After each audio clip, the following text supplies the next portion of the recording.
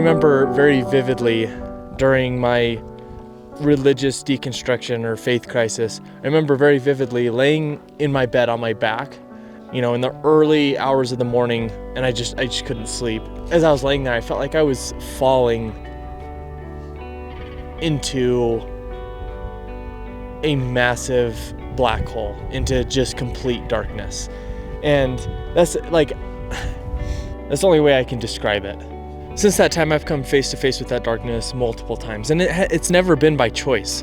It's that life has taken me on paths that have inevitably led to this darkness. And during those experiences of facing that darkness, I never really had the words to describe what I was going through. And that was the case until recently. I've come to understand or believe that those experiences with that darkness have been experiences confronting nihilism. And each time I confronted nihilism, that darkness, I came away a different person. And so it's been my experience that you cannot confront nihilism, you can't confront this darkness without it changing you in a profound way. So nihilism, the word nihilism, comes from the Latin root word nihil. And nihil means nothing. And so an ism of nihilism, would be a belief in nothing. If an optimist says, with a glass of water that's filled halfway, if the optimist says it's half full, the pessimist says that the glass is half empty, the nihilist would say it doesn't matter because nothing matters. So that feeling of nothing matters is so dark. It's such a dark abyss. Friedrich Nietzsche famously said, "The abyss also looks into me." And I don't think he was talking about nihilism in that specific moment, but that's how I've come to experience nihilism, is that it's a darkness so dark that it just feels like it will overwhelm you. The idea that nothing matters is powerful. So a while ago I made a video about how we all have these opiates in our lives that we use to distract ourselves or avoid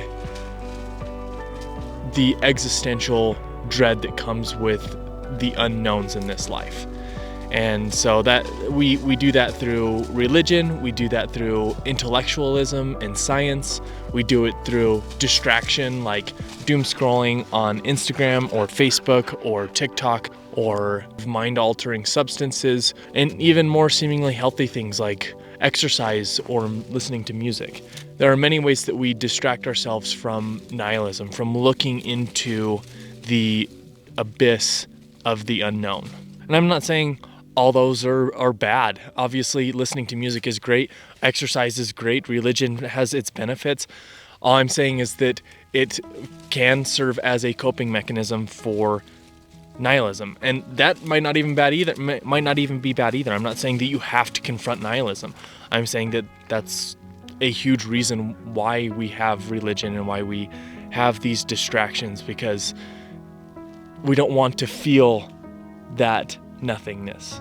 Like I said, I don't think that's a bad thing. Like, I wanted to avoid it my entire life, and I still want to avoid it in some ways because I still confront nihilism, and it's super uncomfortable. But speaking of music and listening to music, there is a group called 21 Pilots, and they have a song called Car Radio, and it is one of my favorite songs of all time. And I wanted to read some of the lyrics, and you can decide whether or not he's talking about nihilism. So in this song, he talks about how the car radio is broken, and the car radio served as a distraction from these feelings of existential dread or existential angst over questions that he has. So I'm just going to read the lyrics really quick. I hate this car that I'm driving. There's no hiding for me. I'm forced to deal with what I feel. There is no distraction to mask what is real. I could pull the steering wheel. I ponder something terrifying because this time there's no sound to hide behind. I find over the course of human existence, one thing consists of consistence, and that's that we're all battling fear. Oh dear, I don't know if we know why we're here. Oh my, too deep. Please stop thinking. I liked it better when my car had sound.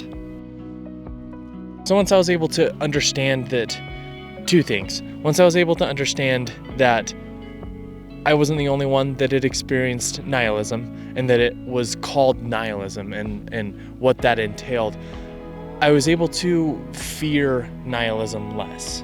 So that when I confronted the darkness, instead of feeling like I was falling into this abyss that I would never recover from, I knew that it was something that was trying to teach me something. And don't get me wrong, it's still incredibly uncomfortable. If it's not uncomfortable, if nihilism is comfortable for you or for anyone, I think that's a bigger problem.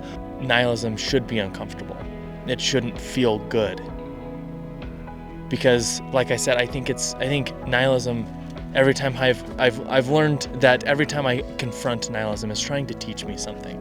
And so instead of running from it, instead of hiding from it, instead of distracting myself from it, I dance with it in a way.